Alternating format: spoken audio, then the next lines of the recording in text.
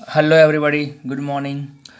આજનો આપણો ટોપિક છે ન્યુક્લિયસની બંધન ઉર્જા, એટલે કે બાઇન્ડિંગ એનર્જી ઓફ ન્યુક્લિયસ. બરાબર. ઓકે. બંધન ઉર્જા શબ્દ લગભગ દરેક ટર્મમાં આપણે એપ્લાય કરીએ છીએ. બરાબર. એ પછી ઇલેક્ટ્રોન માટે હોય, પ્રોટોન માટે હોય કે ન્યુટ્રોન માટે હોય. બરાબર. કે પછી પૃથ્વી પરના કોઈ પદાર્થ માટે હોય, દરેક માટે એક પ્રકારની બાઇન્ડિંગ એનર્જી છે. બરાબર. જુઓ, કુદરતમાં દરેક વસ્તુ જે છે એ કોઈ બીજી વસ્તુ સાથે આડકતરી રીતે જોડાયેલી હોય છે. બરાબર. ઓકે. જો એ બે વચ્ચેનું કનેક્શન બ્રેક કરવું છે, આપણે એને તોડવું છે, એને જુદા કરવા છે, તો આપણે બહારથી એની ઉપર કોઈક પ્રોસેસ કરવી પડે. પછી એ પ્રોસેસ જે છે ઉર્જા આપવાથી હોય કે પછી બીજી કોઈ પ્રક્રિયાથી હોય, પણ હું આપણે કંઈક ને કંઈક વર્ક કરવું પડે છે એને છૂટા પાડવા માટે. બરાબર. અને એ જે ઉર્જા છે આપણે કોઈ પણ સ્વરૂપથી એને આપીએ છીએ, શું કહેવાય છે? આપણું બંધન ઉર્જા કહેવાય છે એ પદાર્થની. બરાબર. એને કે બાઇન્ડિંગ એનર્જી. તો એવું કહી શકાય કે બંધન ઉર્જા જે છે ક્યારે જરૂર પડે છે? જ્યારે બે પદાર્થો એકબીજા સાથે જોડાયેલા હોય. બરાબર. કોઈ બળથી કે કોઈ ઉર્જાથી. ઓકે. તો ન્યુક્લિયસને પણ બંધન ઉર્જા છે, સીધી વસ્તુ છે. ઇલેક્ટ્રોનને પણ હતી, પૃથ્વી પરના કોઈ પદાર્થને પણ હતી. કઈ રીતે? તો કે અહીંનો પદાર્થ જે છે કોઈ પણ એ ગુરુત્વાકર્ષી બળથી જોડાયેલો છે, અને જો એ ગુરુત્વાકર્ષી બળથી પદાર્થને મુક્ત કરવો છે બંધનમાંથી, તો એને આપણે કંઈક ઉર્જા આપવી પડે કે જેથી અનંત અંતરે ચાલ્યો જાય. અને ઇન્ફિનિટ ડિસ્ટન્સ ઉપર જે છે ગુરુત્વાકર્ષી બળ નહીવત લાગે છે. તો આપણે કહી શકીએ કે ભાઈ આપણે પદાર્થને બંધનમાંથી મુક્ત કરી નાખ્યો. કઈ રીતે? ઉર્જા આપીને. એ જ રીતે સેમ ઇલેક્ટ્રોનને પણ બંધન ઉર્જા હતી. આપણે કહ્યું હતું કે ભાઈ ઇલેક્ટ્રોન જે તે કક્ષામાં જેટલી એની કુલ ઉર્જા છે એટલી ઉર્જા જો આપણે એને આપી દઈએ બહારથી, તો ઇલેક્ટ્રોનની ટોટલ એનર્જી, કુલ ઉર્જા શૂન્ય થઈ જશે. અને શૂન્ય ઉર્જાવાળા ઇલેક્ટ્રોનનું સ્થાન ક્યાં હોય? તો અનંત અંતરે છે. અને સીધી વસ્તુ છે ભાઈ ઇલેક્ટ્રોન પરમાણુમાં અનંત અંતરે હોય ન્યુક્લિયસથી, તો ઓબ્વિયસલી એ મુક્ત થઈ ગયો કહેવાશે. ઓકે.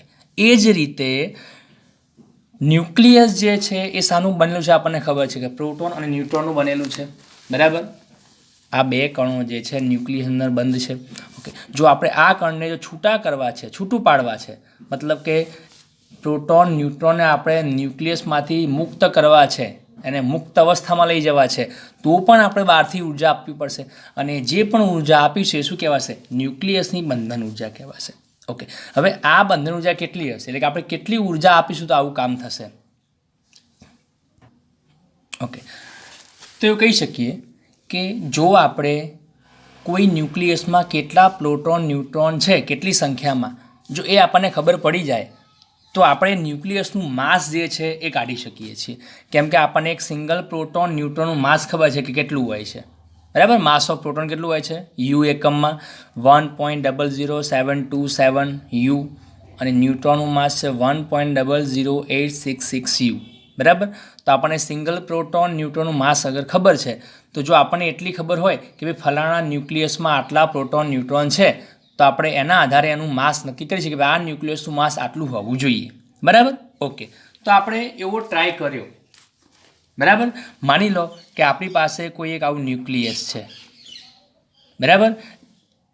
શું નામ આપણે ન્યુક્લિયસ આપણે? એક્સ ન્યુક્લિયસ છે. આ ન્યુક્લિયસમાં કેટલા પ્રોટોન છે? તો કે ઝેડ જેટલા પ્રોટોન હોય, પરમાણુ ક્રમાંક જેટલા.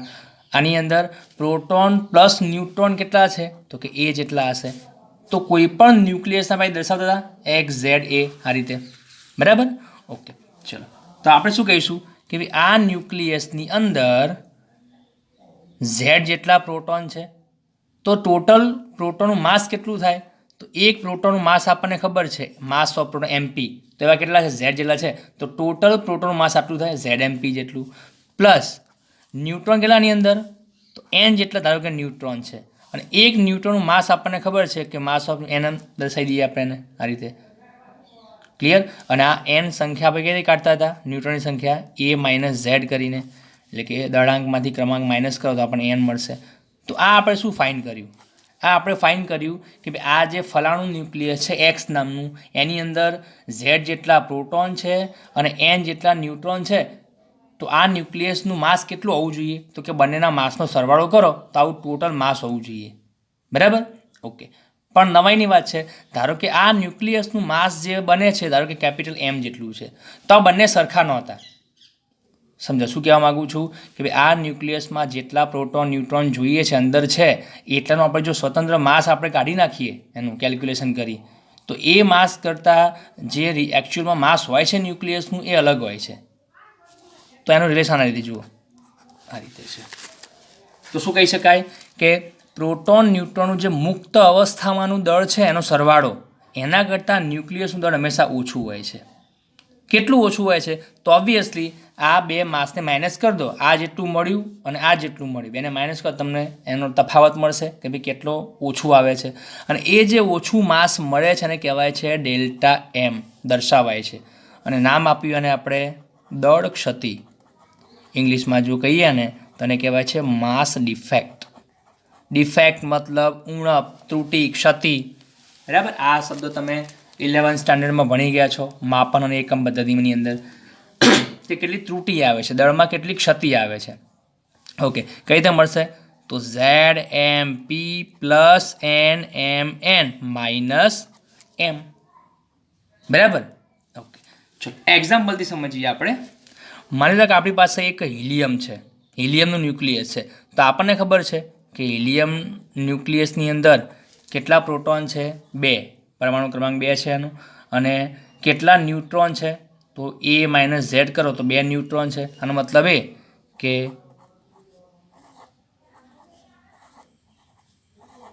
આ રીતે કણો હશે, 2 પ્રોટોન 2 ન્યુટ્રોન. બરાબર. ઓકે, આ હિલિયમ ન્યુક્લિયસમાં આટલા હશે. હવે આપણે શું કર્યું કે આ 2 પ્રોટોન અને 2 ન્યુટ્રોનનું માસ આપણને અલગ અલગ ખબર છે કેટલું છે સેપરેટલી. બરાબર. માની લો કે એક પ્રોટોનનું માસ 1 U જેટલું છે, ન્યુટ્રોનનું માસ પણ 1 U જેટલું છે, એપ્રોક્સિમેટ લઈ લઈએ તો, એક્ઝેક્ટ નહીં. બરાબર. તો આનું ટોટલ માસ કેટલું થવું જોઈએ? 4 U થવું જોઈએ. તો હવે આપણે શું કહીએ કે ભાઈ જો હિલિયમના ન્યુક્લિયસની અંદર 2 પ્રોટોન 2 ન્યુટ્રોન છે તો એનું માસ 4 U જેટલું થવું જોઈએ. પણ જ્યારે આપણે એના ન્યુક્લિયસનું માસ માપીએ છીએ આ રીતે, આ ન્યુક્લિયસનું માસ, બરાબર, તો આપણને 4 U ના મળ્યું, પણ એ મળ્યું એપ્રોક્સિમેટ વેલ્યુ, સમજવા માટે કહું છું. બરાબર, 3.994 U માસ આટલું મળ્યું. શું મતલબ આનો ભાઈ? આ તો નવાઈ લાગી આપણને. રિયલમાં સીધી વસ્તુ છે કે ભાઈ 4 પ્રોટોન ન્યુટ્રોનનું માસ તમે ભેગું કરો એટલું ન્યુક્લિયસનું માસ થવું જોઈએ, પણ એવું થયું નહીં. ન્યુક્લિયસ બન્યું એ પછીનું માસ ઘટી ગયું. કેટલો ઘટાડો આવ્યો? તો સીધી વસ્તુ છે કે આ 4 Uમાંથી આટલા માઇનસ કરી દો તો એટલો ઘટાડો કહેવાય. તો એના પર શું નામ આપ્યું? માસ ડિફેક્ટ, દળ ક્ષતિ કીધી. બરાબર. તો આવું કેમ થયું? આ જે દળ ઓછું થયું એ ક્યાં ગયું? તો આપણને ખબર છે કે દળ જો ઓછું થાય તો પછી આપણે જ્યારે ઉર્જા સંરક્ષણ અને દળ સંરક્ષણ નિયમ એપ્લાય કરવા જઈએ તો એ કઈ રીતે એપ્લાય કરીશું? તો કે ડાબી બાજુ મતલબ શરૂઆતમાં જેટલું માસ છે એટલું અંતમાં માસ થવું જોઈએ, અથવા તો બીજી ભાષામાં કહીએ કે શરૂઆતમાં જેટલી ઉર્જા છે એટલી અંતમાં ઉર્જા થવી જોઈએ. બરાબર. કેમ કે ખબર છે આપણને કે ભાઈ દળ સંરક્ષણ અને ઉર્જા સંરક્ષણ બંને ભેગા જ છે, કમ્બાઈન થઈ ગયા. કોણે કહ્યું આપણને આવું? આઇન્સ્ટાઈને. બરાબર, સાપેક્ષતાવાદનો સિદ્ધાંત આપીને કે E અને M બંને કન્વર્ટિબલ છે એકબીજામાં. બરાબર. ઓકે, તો સીધી વસ્તુ છે કે અહીંયા દળ ઘટી ગયું, દળ ઓછું થઈ ગયું ન્યુક્લિયસ બન્યા પછી, તો જરૂર એ દળની ઉર્જા બની હશે. બરાબર. ઓકે, ધારો કે ઉર્જા આની બને છે E જેટલી.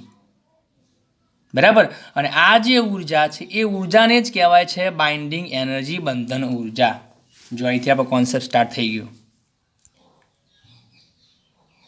શું કહેવા માગો દરેકને ખબર પડી કે નહીં? કે પ્રોટોન ન્યુટ્રોનના મુક્ત અવસ્થામાંના દળના સરવાળા કરતાં ન્યુક્લિયસનું દળ હંમેશા ઓછું હોય છે. અને આ જે દળમાં ઘટાડો થયો એને કહેવાય છે દળ ક્ષતિ. અને આ દળ ક્ષતિ ક્યાં ગઈ? આ જે દળ ઓછું થયું ક્યાં ગયું? તો એની ઉર્જા બની ગઈ. અને એ ઉર્જા પોતે શું કહેવાય છે? બંધન ઉર્જા કહેવાય છે. સમજાય છે? તો હવે તમને મોટો ખ્યાલ આવી ગયો હશે કે મેં હમણાં વાત કરી કે ભાઈ આ ન્યુક્લિયસની અંદર આ જે પ્રોટોન ન્યુટ્રોન જે કણો અંદર પકડાઈ રહેલા છે, છૂટા નથી પડતા, એનું કારણ શું છે? એને કોણે બંધનમાં રાખી છે? આ ઉર્જાએ. આ જે બંધન ઉર્જા મુક્ત થઈ ને એને બંધનમાં રાખેલી છે. આગળ સમજીએ. બરાબર, શું કહેવાનો મતલબ છે એનો મારો? ઓકે, સમજાય છે? ઓકે, તો તમારે આટલું કરવાનું. જો તમારે માસ ડિફેક્ટ શોધવી છે, દળ ક્ષતિ, તો કરવાનું શું કે તમને ફલાણું ન્યુક્લિયસ આપી છે, કે ઓક્સિજન આપેલો છે 816. બરાબર. તો દળ ક્ષતિ મેળવવા શું કરશો? તો કે પહેલાં તમને ખબર પડી જાય કે પ્રોટોન ન્યુટ્રોનની સંખ્યા એ ન્યુક્લિયસમાં કેટલી છે. તો ઓક્સિજનમાં કેટલી છે? 8 પ્રોટોન છે, 8 ન્યુટ્રોન છે. દરેકનું સેપરેટ માસ આપણને ખબર છે. તો શું કરશો? આનું ટોટલ માસ મળશે આપણને. મુક્ત અવસ્થાનું. અને પછી ઓક્સિજન જો ન્યુક્લિયસ બની ગયો એનું માસ કેટલું છે એ પણ તમને રકમમાં આપેલું હશે. બસ આ બેને માઇનસ કરો તો આ એકડા બીજાનું ગણિત છે, બાદ બાકી આપણી છે ટૂંકમાં. સમજાય છે ને? ઓકે. હવે માની લો કે ભાઈ આ બાદ બાકી કરી તમે 4u થવું જોઈએ પણ આટલું થયું. ક્લિયર? તો આમાંથી આપણે બાદ કરો તો આપણને ડેલ્ટા એમની વેલ્યુ કંઈક મળશે. કયા એકમમાં માસ મળશે? યુ એકમમાં મળશે. તો ભાઈ આની ઉર્જા બની કેટલી, બંધન ઉર્જા? તો આપણને ખબર છે કે ભાઈ જો દળ ક્ષતિ આપણી ડેલ્ટા એમ જેટલી છે તો એનું માસમાં ઉર્જામાં કેટલું રૂપાંતર થાય? E બરાબર ડેલ્ટા MC સ્ક્વેર. બરાબર? આઈન્સ્ટાઈન આપણે સૂત્ર કયું આપ્યું હતું? E બરાબર MC સ્ક્વેર. અહીંયા એમ જે છે આપણું કોઈ પણ પદાર્થનું માસ છે, પણ અહીંયા આપણે કેટલા માસની ઉર્જા ગણવાની છે? ડેલ્ટા એમ જેટલા માસની. તો આગળ અહીંયા શું લાગશે? Delta MC square. ક્લિયર? અને આ શું કહેવાશે? આપણી બંધન ઉર્જા કહેવાશે. ઓકે. હવે મેં તમને આગળ કહ્યું હતું કે દર વખતે તમારે આ ગણતરી કરવાની જરૂર નથી કે ડેલ્ટા એમની વેલ્યુ મૂકો યુ એકમમાં, પછી એને કેજીમાં કન્વર્ટ કરો, સી સ્ક્વેરની વેલ્યુ મૂકો અને ગણતરી એવું કરવાની જરૂર નથી. મેં તમને આગળ કહ્યું હતું કે આપણે પહેલાંથી જ 1u માસ જો હોય તો એની કેટલી ઉર્જા બને છે? 931.48 MeV. તો પછી બીજું કોઈ પણ માસ તમને આપ્યું હોય તો એની ઉર્જા કેટલી બનશે? તો તમારે ખાલી શું કરવાનું? એ દળની વેલ્યુ ગુણ્યા 931.48. તો ને બાદ બાકી હું આશરે લખી દઉં, બરાબર? એમને જ 0.0016 આવું લખું છું. ખાલી બાદ બાકી નથી કરી પણ ખાલી લખું છું, આટલી બાદ બાકી આવે છે. તો તમે શું કરશો કે 0.0016 અને મલ્ટીપ્લાઈડ બાય 931.48. આ થઈ ગઈ તમારી ઉર્જા. કયા એકમમાં? MEV. સમજાય છે? ઓકે. ચલો, તો આ થઈ ગઈ આપણી બંધન ઉર્જા. હવે આ બંધન ઉર્જાનો મતલબ શું છે એ જોઈ લઈએ. તો ધ્યાન આપો અહીંયા કે ચલો માની લો કે ભાઈ આપણી પાસે આ રીતે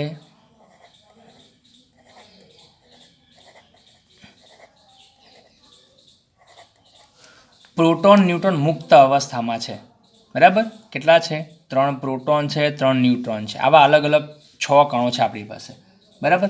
જો આપણે આનું સેપરેટ કંઈક માસ હશે, બરાબર? ટોટલ માસ આનું આપણે શોધી શકીશું કે 3 પ્રોટોનનું માસ કેટલું થાય, 3 ન્યુટ્રોન માસ થાય, એનો સરવાળો કરો તો આપણને ટોટલ માસ મળશે. બરાબર? ઓકે. હવે આમાંથી જ્યારે ન્યુક્લિયસ બનશે 2, 3, 4, 5 અને 6, બરાબર? PN PN PN થઈ ગયા. ફરક શું કરે? બંને ફિગરમાં શું ડિફરન્સ છે? આ જે છે આપણું કણો એ કઈ અવસ્થામાં છે? મુક્ત અવસ્થામાં છે. જ્યારે આ કણો ક્યાં આવી ગયા? હવે ન્યુક્લિયસની રચના થઈ એની અંદર આવી ગયા. બરાબર? તો શું થાય છે? મુક્ત અવસ્થામાં જે દળ છે એના કરતાં દળ કેવું છે? ન્યુક્લિયસનું ઓછું છે, આગળ કહ્યું આપણે. અને એ ઓછા દળનું શું બની ગયું? ઉર્જા બની ગઈ. ક્લિયર? ઓકે. હવે તમે માની લો કે આ જે ન્યુક્લિયસ છે ઉપર, એને ફરી મારે હતું ને હતું એવા મુક્ત અવસ્થામાં રૂપાંતર કરવા છે કણોને. જુઓ, રિવર્સ પ્રોસેસ છે. મુક્ત અવસ્થામાંથી ન્યુક્લિયસ બનાવ્યું, હવે ન્યુક્લિયસમાંથી પાછા કણને આપણે મુક્ત કરી અને ફરી પાછા રીતે ફેલાઈ દેવા છે. તો શું કરવું પડશે? તો દરેક જણાને ખબર પડી કે દરેક જણા શું કહેશે કે સાહેબ ઉર્જા આપવી પડશે. ચલો, કેટલી ઉર્જા આપવી પડશે ન્યુક્લિયસને? તો ન્યુક્લિયસની રચના વખતે જેટલી ઉર્જા મુક્ત થઈ હતી ને એટલી ઉર્જા એને બહારથી આપણે આપવી પડે તો જ આ કામ થાય. બરાબર? સીધી વસ્તુ છે કે આપણને ખબર છે કે ભાઈ મુક્ત અવસ્થામાં જ્યારે કણો હતા ત્યારે બધાનું ફૂલ માસ હતું, જેટલું પણ માસ હોય 1u આપણે જે ગણ્યું એ. પણ જ્યારે એમાંથી ન્યુક્લિયસ બને ને ત્યારે દરેકનું દળ ઓછું વપરાયું. એટલે કે બધા જ્યારે જોઈન્ટ થયા ત્યારે દરેક કણના થોડા થોડા દળની બચત થઈ. બરાબર? અને એ જે દળ બચ્યું એની શું બની ગઈ? ઉર્જા બની ગઈ ડેલ્ટા MC સ્ક્વેર પ્રમાણે. હવે માની લો કે મારે પાછા ન્યુક્લિયસમાંથી કણને છૂટા કરવા છે. તો સીધી વસ્તુ છે, ન્યુક્લિયસનું માસ તો થોડું ઓછું છે, દળ થોડું ઉડી ગયું, ગાયબ થઈ ગયું છે. પણ જો હવે આપણે ફરીથી કણને છૂટા કરવા છે તો કણો ક્યારે છૂટા પડશે? તો કણને ખબર છે ભાઈ કે જ્યારે પોતે મુક્ત થશે ત્યારે એમનું પોતાનું માસ કેટલું હોવું જોઈએ? પાછું જે હતું એ ફૂલ્લી માસ હોવું જોઈએ, જે 1u આપણે ગણ્યું તે. ઓછું તો ચાલશે જ નહીં. તો એ માસ ક્યાંથી લાવશે? તો કે બહારથી આપણે જ્યારે એને ઉર્જા આપીશું એટલી ઉર્જા, તો આ ઉર્જા શું બની જશે? માસ બની જશે. જુઓ, E બરાબર ડેલ્ટા MC સ્ક્વેરનો સારો મતલબ જ આ છે કે જરૂર પડે ત્યારે માસની ઉર્જા બની ગઈ. પહેલા સ્ટેપમાં આ જે પહેલું સ્ટેપ છે પહેલું સમીકરણ એમાં શું બન્યું? દળની ઉર્જા બની. હવે જ્યારે ન્યુક્લિયસમાંથી કણને છૂટા કરવા છે ત્યારે દળ જોઈએ છે આપણે, કેમ કે ન્યુક્લિયસનું દળ ઓછું છે અને છૂટા કણ દળ વધારે છે, તો હવે દળ જોઈએ છે. તો એ વખતે શું કરવું પડશે? બહારથી ઉર્જા આપીશું તો હવે એ વખતે ઉર્જા શું બની જવાની? દળ બની જવાની. સમજાય છે? અને એ જે દળ હતી આપણી એ આની અંદર એડ થઈ ગયું અને ફરી પાછું ન્યુક્લિયસ છૂટું પડી ગયું, તો દરેકને પોતાનું હતું એટલું માસ મળી ગયું જે પહેલાં હતું એ પ્રમાણે. Got it? ખબર પડે છે? એક સીધું સાદું લોજિક છે. તો આનો મતલબ શું કે જ્યાં સુધી આપણે આ ન્યુક્લિયસને આ EB બંધન ઉર્જા જેટલી ઉર્જા આપણે નહીં આપીએ ત્યાં સુધી શું નહીં થાય? જ્યાં સુધી ઉર્જા આપણે નહીં આપીએ ત્યાં સુધી એને એક્સ્ટ્રા જે એનું માસ ખોવાઈ ગયું હતું ઉર્જા સ્વરૂપે એ માસ મળશે જ નહીં. અને એ માસ નહીં મળે તો પછી ન્યુક્લિયસ પોતાના કણને છૂટા નહીં કરી શકે. સમજાય છે? તો એવું શું છે સમજો, એવું શું છે જે ન્યુક્લિયસના કણને અંદર બાંધી રાખે છે, છૂટા પડવા જતું નથી? શું છે? હા, આપણી બંધન ઉર્જા છે. સમજાય છે ને? જ્યાં સુધી એને EB જેટલી બંધન ઉર્જા નહીં મળે ત્યાં સુધી ન્યુક્લિયસે બંધાયેલા રહેવું પડશે. સમજાય છે? તો હવે બંધન ઉર્જાની જેટલી પણ આગળ મેં વ્યાખ્યા કરી હતી, ઇલેક્ટ્રોનની બંધન ઉર્જા, ગુરુત્વાકર્ષી ક્ષેત્રમાં કોઈ પદાર્થની બંધન ઉર્જા, એ રીતે ન્યુક્લિયસની બંધન ઉર્જા, ત્રણને કમ્પેર કરો, ત્રણનો મિનિંગ સેમ છે કે જો પદાર્થને આપણે ગુરુત્વાકર્ષી ક્ષેત્રમાંથી મુક્ત કરવો છે તો એની પાસે જેટલી ઉર્જા છે એ આપી દો, એને બંધાયેલી છે, મુક્ત થઈ જશે. ઇલેક્ટ્રોન પણ મુક્ત થઈ જશે. એ જ રીતે આ ન્યુક્લિયસ બંધાયેલું છે કેટલી ઉર્જાથી? EB જેટલી ઉર્જાથી. જો આટલી ઉર્જા બહારથી આપી દો ન્યુક્લિયસને તો એ પણ પોતાના કણને છૂટા કરી નાખશે અને આ કેદમાંથી ન્યુક્લિયસ રૂપી જેલમાંથી એ મુક્ત થઈ જશે. Got it? આઈડિયા આવે છે? ઓકે, બરાબર. ચલો હવે વસ્તુ એવી થાય કે આવું કેમ થતું હશે? દરેકને સવાલ થાય કે સાહેબ આવું કેમ છે? 6 પ્રોટોન ન્યુટ્રોન છે તો એ બધા દળનો સરવાળો કરીએ એટલું જ ન્યુક્લિયસનું માસ કેમ થતું નથી? માસ કેમ ઘટી જાય છે? તો જુઓ, આ એક નેચરલ પ્રોસેસ છે, આ એક કુદરતે બનાવેલી છે અને આમાં આપણે કોઈ ઇન્ટરફિયરન્સ કરી ના શકીએ. બરાબર? કેમ કે કુદરતનું એક પોતાનું ફિઝિક્સ છે. બરાબર? આપણા ફિઝિક્સથી અલગ છે એનું ફિઝિક્સ. તો એનું ફિઝિક્સ તો આપણે કદી સમજી પણ નહીં શકીએ. તો એ નેચરલી છે, ગોડ ગિફ્ટ છે કે જ્યારે પણ બ્રહ્માંડ આખું બન્યું પ્રોટોન, ન્યુટ્રોન અને પરમાણુઓથી, એ વખતે એનું માસ જે છે એ ઘટી ગયું હતું. બરાબર? એમાંથી ઉર્જા મુક્ત થઈ છે અને આઈ થિંક એવું જ હોઈ શકે કે ભાઈ આજે આપણે ઉર્જાની વાતો કરીએ છીએ, પ્રકાશ ઉર્જા, વિદ્યુત ઉર્જા, કે ઉર્જા ફક્ત કન્વર્ટ થાય છે, નાશ થતી નથી. એ બધી ઉર્જા આપણી અહીંયાથી આવેલી છે, ન્યુક્લિયસની રચનાથી આવેલી છે. કેમ કે દરેક પદાર્થ આપણે જોઈએ છે, બરાબર, એની પાસે પ્રોટોન, ન્યુટ્રોન, ઇલેક્ટ્રોન છે, પરમાણુનો બનેલો છે જ. તો એ જ્યારે રચના થઈ ન્યુક્લિયસની ત્યારે જે માસ ઓછું થયું અને એની જે ઉર્જા બની ને એ જ ઉર્જા અત્યારે આપણે વાપરીએ છીએ. આ જે વાતાવરણમાં જે મુક્ત ઉર્જા છે એ બધી આ જ છે. રાઈટ? ઓકે. એટલા માટે આપણે કહીએ છીએ કે આપણે ઉર્જા બનાવી શકતા નથી, ઉર્જા ઉત્પન્ન ના થાય કે નાશ ના થાય. બરાબર? કેમ કે દળ આપણે માસ નથી બનાવી શકતા, તો પછી એનર્જી કઈ રીતે બનાવી શકીએ? માસ પણ આપણા કંટ્રોલમાં છે નહીં બનાવવું, એ બધું કુદરતે બનાવેલું છે. રાઈટ? ઓકે. તો ફરીથી એ સવાલ કે ભાઈ આવું કેમ થાય છે? માસ કેમ ઓછું થાય છે? તો આનું તમે કોઈ લોજિક ના લગાવી શકો. તમને એક એક્ઝામ્પલથી સમજાવું કે માની લો એક ઘરમાં 4 વ્યક્તિઓ રહે છે. બરાબર? ઓકે. તો 4 વ્યક્તિઓમાં ઝઘડો થઈ ગયો, ચારેને બનતું નથી, બરાબર, રોજ ઝઘડે છે, તો 4 છૂટા પડી ગયા. હવે ઓબ્વિયસલી છૂટા પડે તો પછી 4ને અલગ અલગ રહેવા જવું પડે. ઓકે. હવે 4 જણા અલગ અલગ રહે છે અને અલગ અલગ રસોડે જમે છે, તો વસ્તુ કેવી વપરાશે? વધારે વપરાશે. જો એક સાદું એક્ઝામ્પલ આપું છું કે 4 વ્યક્તિઓ અલગ અલગ રસોઈ કરે તો એમાં જે વસ્તુ વપરાય છે બનાવવામાં જમવાનું એ વસ્તુ વધારે વપરાય છે. પણ એ જ વ્યક્તિઓ જ્યારે 4 ભેગા જમતા એક જ રસોડે ત્યારે વસ્તુ કેવી વપરાશે? ઓછી વપરાય. વસ્તુની બચત થશે. અને આ એક નેચરલ વસ્તુ છે, આપણે દરેક અનુભવ કર્યો છે કે જેટલા રસોડા વધુ એટલા ખર્ચા વધુ, નથી કહેતા આપણે? તો આ એ જ મિનિંગ છે કે જ્યારે વસ્તુ અલગ અલગ હોય, સેપરેટ હોય, ત્યારે વસ્તુઓ મતલબ ફૂલ હોય છે, એનું જે કન્ટ્રીબ્યુશન છે ફૂલ હોય છે, વધારે હોય છે. પણ એ જ વસ્તુ જ્યારે જોઈન થઈ જાય છે ત્યારે એમાંથી કંઈક બચત થાય છે. એ વસ્તુ અહીંયા લાગુ પડે છે કે અલગ અલગ પ્રોટોન ન્યુટ્રોન મુક્ત અવસ્થામાં છે ત્યારે એમનું પોતાનું ફૂલ માસ છે, પણ જ્યારે બધા જ એક જ જગ્યાએ ભેગા થઈ ગયા ન્યુક્લિયસની અંદર તો દરેકના દળમાં થોડી થોડી બચત થઈ ગઈ, એમનું દળ ઓછું વપરાયું, મતલબ માસનું સેવિંગ થઈ ગયું. જેમ પૈસાનું સેવિંગ થાય માસનું સેવિંગ થયું અહીંયા, અને એ માસ શું બની ગઈ? એનર્જી બની ગઈ. અને આપણે શું કહીએ છીએ? બંધન ઉર્જા કહીએ છીએ. તો હવે સીધી વસ્તુ છે કે ભાઈ કેમ વસ્તુ ઓછી વપરાય 4 વ્યક્તિઓની? કોઈ કહેશે? કોઈની પાસે આન્સર નહીં હોય. શું 4 વ્યક્તિઓ ખાવાનું ઓછું કરી નાખ્યું જેથી બચત થાય?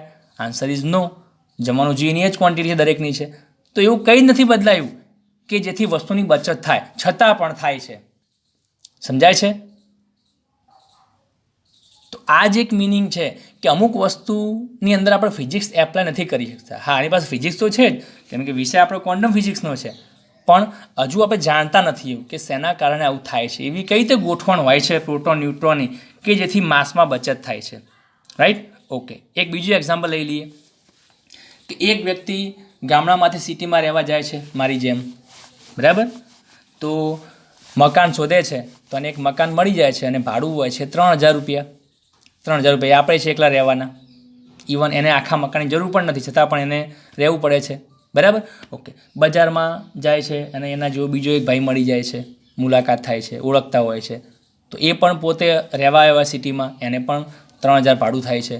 તો ટોટલ 2 અલગ અલગ રહે છે, તો બંને જણા કેટલું ભાડું ચૂકવે? ટોટલ 3 ને 3 6000 ભાડું ચૂકવે છે બંને ભેગા થઈને, બરાબર? પછી બેને વિચાર આવે છે કે ભાઈ આપણે 2 જણા છીએ અલગ અલગ સિંગલ, તો શું કામ આટલા પૈસાનો વેડફાટ કરીએ છીએ? આપણે રહેવા આપણને જગ્યા ઓછી, વાંધો નહીં આવે, ચાલશે, આટલું મોટું મકાન શું કરવું છે? તો બંને જણા એક કોમન મકાન લઈ લે છે ભેગા રહેવા માટે, અને મકાન મળી પણ જાય છે. પણ નવાઈની વાત એ છે એ મકાન 5000માં મળે છે. સમજાય છે ને? સિંગલ રહે છે તો 3 6000 ચૂકવા પડે છે, પણ જ્યારે એક ભેગા રહે છે એક જ મકાનમાં, તો એક મકાન એમને સરસ મળી જાય છે, એવું જ મકાન 5000 ભાડું હોય છે. તો બંને ભેગા રહે છે તો બંનેની કેટલી બચત થઈ ગઈ? 1000 રૂપિયાની બચત થઈ. સમજાય? એટલે બંનેને 500 ભાગમાં આવવાના. આ એવું જુઓ અહીંયા પ્રોટોન ન્યુટ્રોન અલગ અલગ હતા અને એમાંથી ન્યુક્લિયસમાં આવી ગયા, બચત થઈ. જેમ પૈસાની બચત થઈ એમ અહીંયા માસની બચત થઈ ગઈ. ઓકે, સમજાય છે? અને આ પણ એક પ્રકારનું લોજિક વગરનું વસ્તુ છે કે ભાઈ કેમ બચત થાય છે. ઓકે. હવે માની લો કે થોડા દિવસ પછી એ 2 ભાઈમાં ઝઘડો થઈ ગયો અને ફરી પાછા બંનેને જુદા રહેવું છે, તો બંને મકાન માલિક પાસે જાય છે કે ભાઈ અમે હવે છૂટા થઈએ છીએ, અમે મકાન ખાલી કરીએ છીએ. તો મકાન માલિક શું કહેશે? પહેલાં તો હસશે કે ભાઈ ખિસ્સામાં 1000 રૂપિયા છે, જો 1000 રૂપિયા હોય તો જુદા પડી જાઓ, નહીં તો પછી રહો મારા મકાનમાં, મને કોઈ વાંધો નથી. કેમ આવું કહ્યું એને? તો તમને આઈડિયા આવી ગયો હશે કે જો બંને છૂટા પડે છે તો એમને ખબર છે કે ફરી પાછા બંનેને કેટલા ચૂકવવા પડશે? 3000 ચૂકવવા પડશે, કેમ કે મકાન પહેલાં એમને એટલું મળતું હતું. સમજાય છે? તો બેની પાસે 500 એક્સ્ટ્રા છે બચત અને 1000 રૂપિયા છે બંનેની પાસે, તો 2 છૂટા પડી જાય. અને જો એમની પાસે 1000 રૂપિયા નહીં હોત તો ના મજબૂરી અમે ભેગું રહેવું પડશે, ના છૂટકે રહેવું જ પડે ને. તો જુઓ એવું શું છે કે જે બંને વ્યક્તિને એક જ મકાનમાં ભેગા રાખવા માટે મજબૂર કરે છે? એ 1000 રૂપિયા. જે બેના ભાગમાં 500 જે બચત થઈ હતી ને એ 1000 રૂપિયા છે. જો 1000 રૂપિયા એમની પાસે છે હાલ, તો 2 આરામથી છૂટા પડી જશે, 3000 ભાડું સેપરેટ થઈને. પણ જો નથી 1000 રૂપિયા તો એમને ના છૂટકે એ 5 જણા મકાન ભેગું રહેવું પડશે. બસ સેમ કોન્સેપ્ટ અહીંયા છે. જે પહેલાં દળની બચત થઈ તેની ઉર્જા બની ગઈ, હવે જો આ ઉર્જા પાછી એમને મળશે તો જ આ કણ છૂટા પડી શકશે, નહીં તો ન્યુક્લિયસ શું કરવું પડશે? મજબૂરીમાં એને ભેગા રહેવું જ પડશે. આ ઉર્જા નથી તો આને આમ નામ રહેવું પડશે, અને આ ઉર્જા આપી દો તો છૂટા પડી ગયા. સમજાય છે? તો બંધન ઉર્જા જ એક એવી ઉર્જા છે જે નક્કી કરશે કે ભાઈ ન્યુક્લિયસ બંધાયેલું રહેશે કે છૂટું રહેશે. જો આપશો તો છૂટું પડશે, નહીં આપો તો બંધાયેલું રહેશે. આઈ થિંક હવે તમને પ્રોપરલી ક્લિયર આઈડિયા તમને આવી ગયો હશે, બરાબર? ઓકે. હવે મેઇન વસ્તુ આપણી હવે આવશે, એટલે કે દાખલા. એક્ઝામ્પલ જ્યારે પૂછાશે ને ત્યારે તમને અમુક પ્રક્રિયા આપી હશે, જેમ રાસાયણિક પ્રક્રિયા હોય, ન્યુક્લિયર પ્રક્રિયા આવે. ચેપ્ટર ઓબ્લિશન ન્યુક્લિયસ છે આપણું, તો આની અંદર ન્યુક્લિયર પ્રક્રિયા આવશે. અને યાદ રાખો, રાસાયણિક પ્રક્રિયા અને ન્યુક્લિયર પ્રક્રિયા 2 પ્રકારની આપણી પાસે પ્રોસેસ છે. બંનેમાં ડિફરન્સ શું છે? મેં તમને કદાચ આગળ કહ્યું હતું કે ભાઈ રાસાયણિક પ્રક્રિયામાં ઇલેક્ટ્રોનની આપલે થાય છે, અને ઇલેક્ટ્રોનની આપલે થવાથી તત્વ ના બદલાય, તત્વ એનું એ જ રહે. સમજાય છે? પણ જસ્ટ એનું બોન્ડિંગ થઈ જાય અને નવું સંયોજન બને છે. જેમ કે Na અને Cl ભેગા થાય તો Na પ્લસ બને, Cl માઇનસ બને, બંને જોઈન્ટ થાય. સમજાય છે? તો જોઈન્ટ થયા પછી પણ સોડિયમ જ રહેવાનું છે, ક્લોરિન જ રહેવાનું છે, પણ શું બદલાઈ જાય? એના રાસાયણિક ગુણધર્મો બદલાઈ જાય છે. પણ ન્યુક્લિયર પ્રક્રિયા કંઈક અલગ પ્રકારની છે. ઓબ્વિયસલી કે ન્યુક્લિયર પ્રક્રિયા થાય તેની અંદર પ્રોટોન ન્યુટ્રોનની આપલે થાય છે. આમાં ઇલેક્ટ્રોન નહીં આવે, કેમ કે ન્યુક્લિયસની પ્રક્રિયા છે. અને તમે જાણો છો કે ભાઈ કોઈ પણ તત્વ જે છે કોનાથી ઓળખાય છે? મેં આગળ કહ્યું ZXA. આ હિલિયમ તત્વ છે એનું કારણ શું છે કે ભાઈ આની અંદર 2 પ્રોટોન છે અને 2 ન્યુટ્રોન, મતલબ 4 પરમાણુ દળાંક છે આનો. તો આ હિલિયમ તત્વ છે. પણ જો આમાંથી હું એક પ્રોટોનને બહાર કાઢી લઉં, કાં તો અંદર એક પ્રોટોનને એડ કરી દઉં, 3 પ્રોટોન કરી દઉં અને એક ન્યુટ્રોનને એડ કરી દઉં, કાં તો એક પ્રોટોન અને એક ન્યુટ્રોનને, તો આમાં કેટલા કણ થવાના? 6 થવાના. તો હવે આ તત્વ શું હિલિયમ રહેશે? ના. પ્રોટોન ન્યુટ્રોનમાં જો ચેન્જ આવી જાય ને તો તત્વ બદલાઈ જાય, અને આ તત્વ કયું હશે? આપણું લિથિયમ હશે. પણ આ જ વસ્તુ જો આપણે ઇલેક્ટ્રોન માટે લાગુ પાડ્યો તો આવું થાત. હિલિયમમાંથી માની લો એની અંદર 2 ઇલેક્ટ્રોન છે, જો એમાંથી હું એક ઇલેક્ટ્રોનને બહાર કાઢી લઉં તો શું થાય? તત્વ બદલાઈ જાય? Answer is no. તો શું બને? હિલિયમ પ્લસ બની જાય. પણ હિલિયમ તો હિલિયમ જ રહેવાનો છે. પણ જો પ્રોટોન ન્યુટ્રોનની અંદર કોઈ ચેન્જ કરીએ, વધારો ઘટાડો, તો આખું તત્વ બદલાઈ જાય છે. તો હવે આ જે ટોપિક છે એમાં તમને અમુક ન્યુક્લિયર પ્રક્રિયા આપી છે કે ભાઈ કાર્બન છે 6C12, એમાંથી માની લો કે લિથિયમ બને છે 3Li6 અને કોઈ કણ મુક્ત થાય છે, માની લો કે હિલિયમ મુક્ત થાય છે. આશરે એક્ઝામ્પલ આપું છું, એક્ઝામ્પલ ફોકસ ના કરતા. આવી એક પ્રક્રિયા છે. જુઓ, કાર્બનમાંથી શું બની ગયું? લિથિયમ બની ગયું, હિલિયમ અંદર કણ મુક્ત થઈને. તો હવે આ પ્રક્રિયા જે છે આની અંદર ઉર્જા મુક્ત થશે કે ઉર્જા આપવી પડશે? આવો ક્વેશ્ચન છે. શું કહું છું કે ભાઈ આ પ્રક્રિયામાં ઉર્જા મુક્ત થાય કે ઉર્જા આપવી પડે? તમે 2 પ્રકારની પ્રક્રિયા ભણ્યા છો કેમિસ્ટ્રીમાં, ઇવન ફિઝિક્સમાં પણ આવશે, ઉષ્માક્ષેપક અને ઉષ્માશોષક. ઉષ્માક્ષેપકમાં શું થાય? ઉષ્માક્ષેપક જે છે એ પ્રક્રિયામાં ઉર્જા મુક્ત થાય છે, ઉર્જા મળે છે, બરાબર. અને એના કરતાં ઊંધું ઉષ્માશોષક પ્રક્રિયા હોય ને એમાં ઉર્જા શોષાય છે, મતલબ ઉર્જા ઓછી થાય છે નામ પ્રમાણે.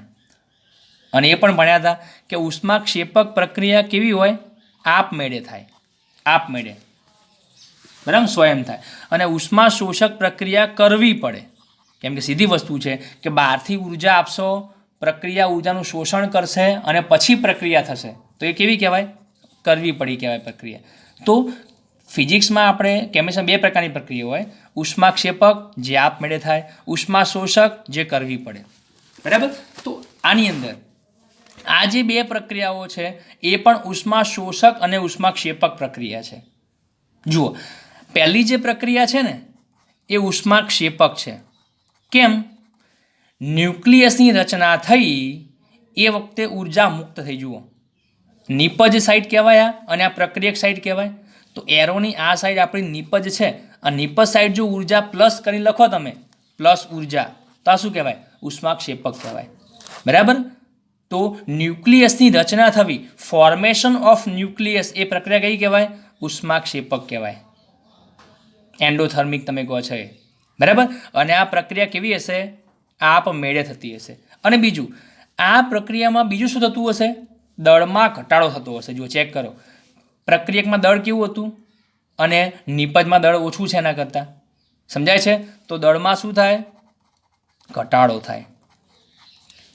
હા, બંધન ઉર્જામાં શું થાય? વધારો થાય. જુઓ, આ પ્રક્રિયામાં ડાબી સાઈડ કોઈ ઉર્જા છે ના, ફક્ત એમાં પ્રોટોન ન્યુટ્રોન જ છે ને.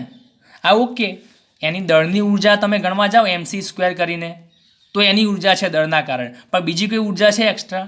ના. પણ આ સાઈડ શું છે? જુઓ, દળની ઉર્જા તો છે જ, જેમ ડાબી સાઈડ છે એમ, પણ આગળ એક્સ્ટ્રા ઉર્જા પણ છે અહીંયા.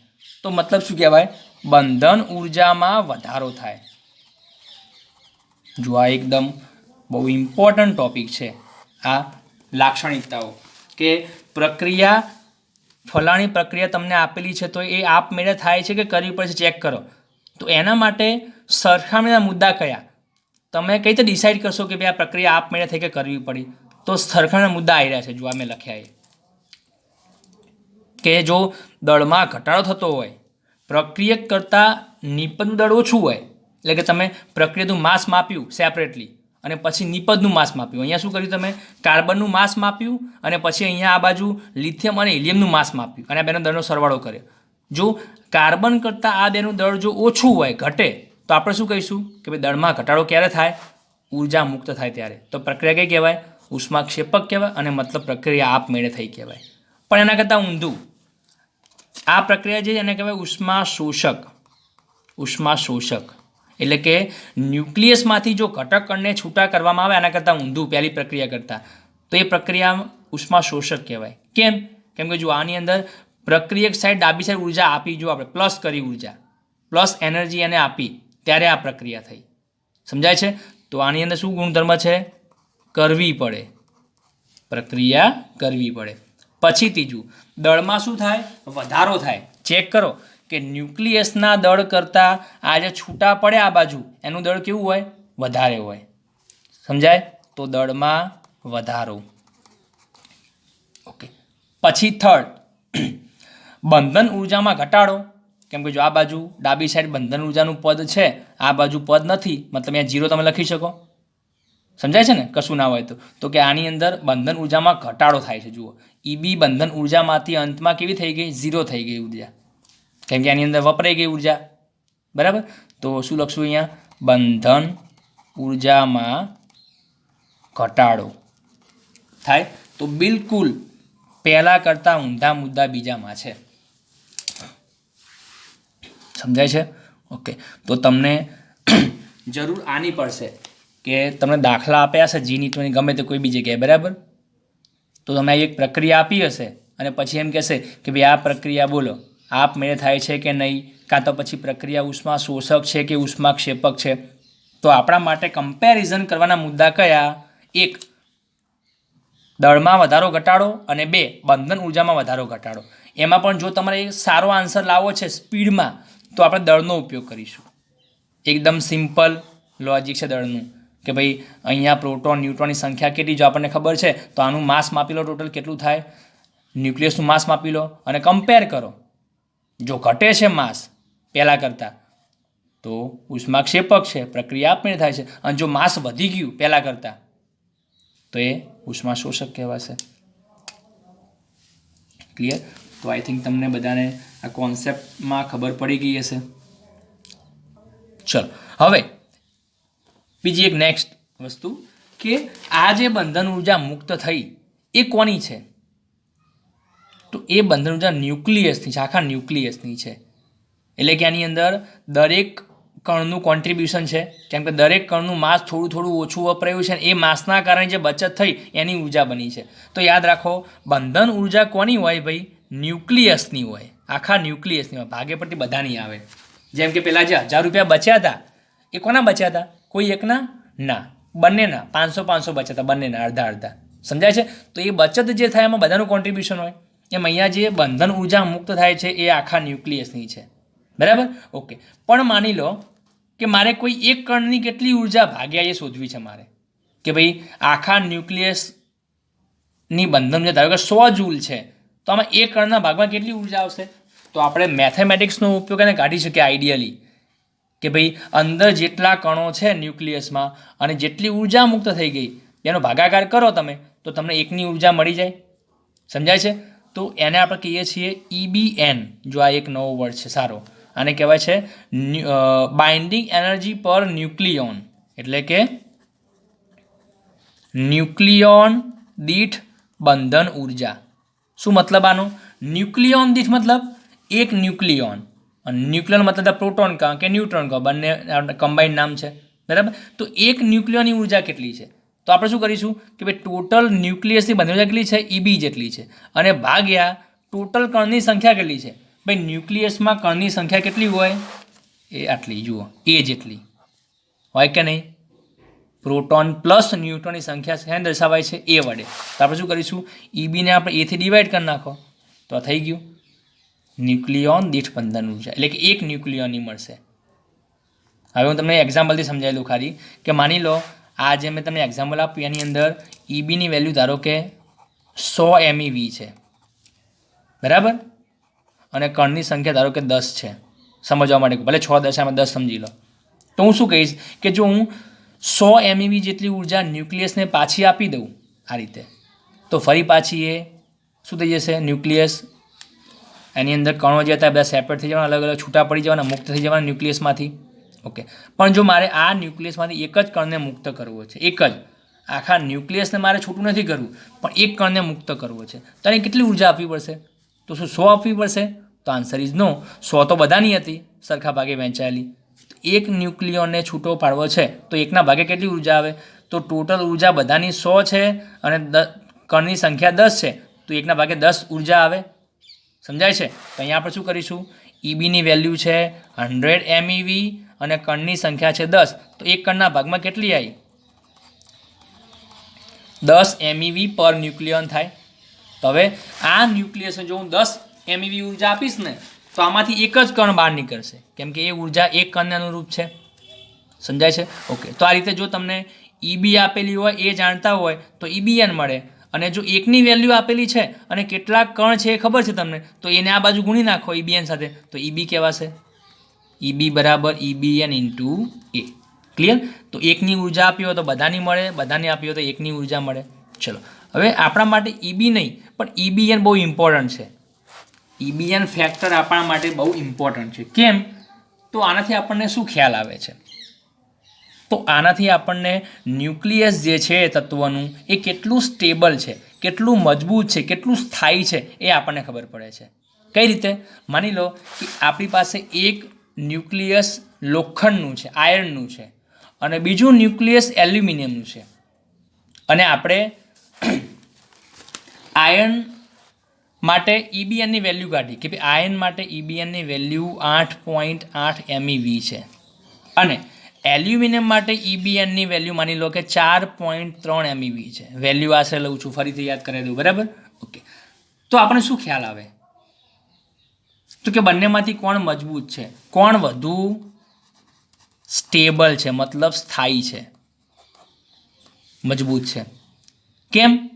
તો કે આયર્નના ન્યુક્લિયસને જો આપણે 8.8 MeV ઉર્જા બહારથી આપીએ ને, ત્યારે આમાંથી એક પ્રોટોન કાં તો એક ન્યુટ્રોન બહાર નીકળે છે, અને એલ્યુમિનિયમમાં આપણે 4.3 MeV ઉર્જા આપીએ તો એક પ્રોટોન કાં તો એક ન્યુટ્રોન બહાર નીકળે છે. તો શું મતલબ આનો?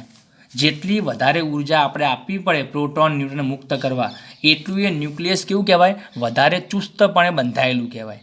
જલ્દી પોતાના પ્રોટોન ન્યુટ્રોનને છૂટા પડવા દેતું નથી. સમજાય છે? તો એટલા માટે આયર્ન કેવું છે? વધારે મજબૂત છે, અને એલ્યુમિનિયમ નરમ હોય છે, કેમ કે ઓછી ઉર્જા આપો તો એ પોતાના કણને મુક્ત કરી દેશે. તો એટલા માટે કુદરતમાં જો સૌથી વધુ સ્થાયી કોઈ હોય, સ્ટેબલ, તો એ કોણ છે? લોખંડ છે. આ સાચી વસ્તુ છે.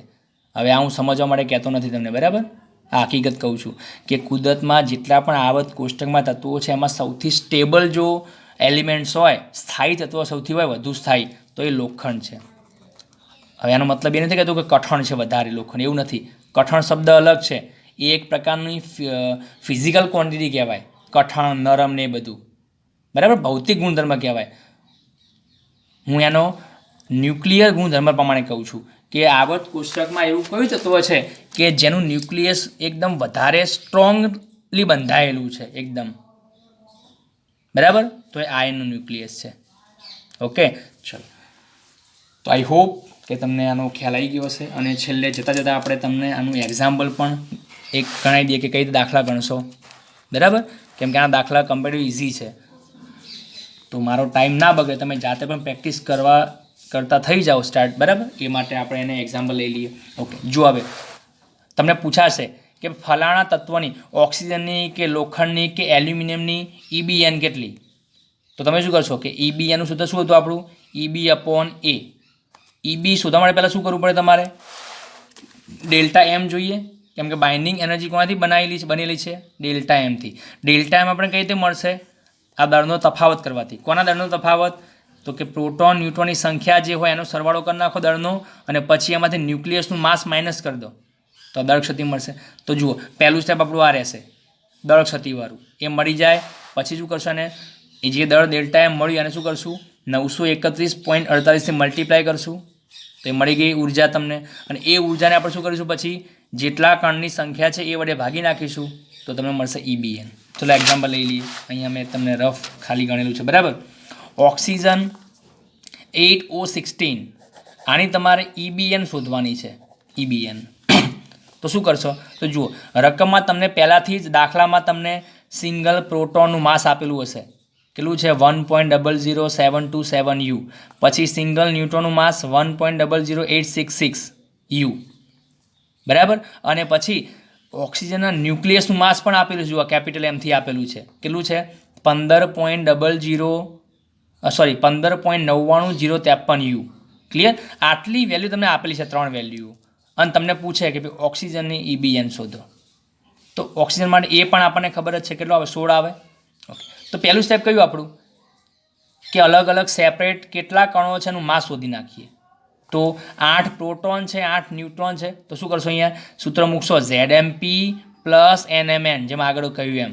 Z કેટલો છે 8 છે તો 8 પ્રોટોન કહેવાય. MP શું છે એક પ્રોટોનનું માસ છે જે રકમ આપ્યું છે એને મૂકી દો કૌંસમાં પ્લસ ન્યુટ્રોન જગ્યા કેટલી છે 8 છે આની અંદર માઇનસ કરો તો 8 મળશે. પછી એક ન્યુટ્રોન માસ કેટલું છે તમે આપેલું છે ગણતરી કરી નાખો. અને એ જે માસ મળ્યો સરવાળો એ તમને કેટલો મળ્યો 16.12744 U. જુઓ 16.12744 U. તો આ મતલબ શું કહેવાય કે જે રેડીમેડ ન્યુક્લિયસ છે એનું માસ કેટલું મળ્યું આપણને 15.99053 અને એમાં કેટલા કણો છે એના આધારે જો આપણે માસ ગણ્યું તો આપણને આટલું મળ્યું વધારે માસ મળ્યું. તો દળ ક્ષતિ કેટલી થાય માસ ડિફેક્ટ ડેલ્ટા એમ કરાય તો બેને માઇનસ કરી દો. આ 16 પોઈન્ટ સમથિંગ વાળી value minus 15 point something value તો કેટલી માસ ડિફેક્ટ આવે 0.13691 U. દેખાય છે 0.13691 U. ચલો આની ઉર્જા કેટલી બને હવે ડેલ્ટા એમ મળ્યા પછી તેના માટે શું કરશું મલ્ટીપ્લાઈડ બાય 931.48 U કરશો થાય ને. સોરી U નહીં MEV ક્લિયર. તો માસ ડિફેક્ટ મલ્ટીપ્લાઈડ બાય 931.48 MEV તો ઉર્જા કેટલી મળી આપણને 127.5289 MEV. જો આટલી ઉર્જા મળે કે નહીં. ઓકે તો આ થઈ ગઈ ઓક્સિજનના આખા ન્યુક્લિયસની બંધન ઉર્જા. પણ કોઈ એક ન્યુક્લિયસની કેટલી હોય તો કે EBN કઈ રીતે મળશે તો EB/A એ કેટલો છે 16 છે તો EBની વેલ્યુ 127.5289 ભાગ્યા 16 તો કેટલી EBN આવી 7.97 MEV. શું મતલબ આનો કે ઓક્સિજનના ન્યુક્લિયસમાંથી મારે એક પ્રોટોન કાં તો ન્યુટ્રોનને બહાર કાઢવો છે તો કેટલી ઉર્જા લેશે 7.97 MEV જેટલી. સમજાય છે. તો આ થઈ ગયું એની ગણતરી. તો બસ દરેક દાખલામાં તમારે આ જ કરવાનું છે અને મોટા ભાગના સ્વાધ્યાયના એક્ઝામ્પલ આ જ એક્ઝામ્પલ આપેલા છે બરાબર. લગભગ 70% એક્ઝામ્પલ આવા જ છે. અલગ અલગ ન્યુક્લિયસ આપેલા હોય અને પૂછે કે મને EBN કેટલી થાય. ક્લિયર. ઓકે તો આઈ હોપ કે તમને ખ્યાલ આવી ગયો હશે. ચલો ઓકે થેન્ક યુ.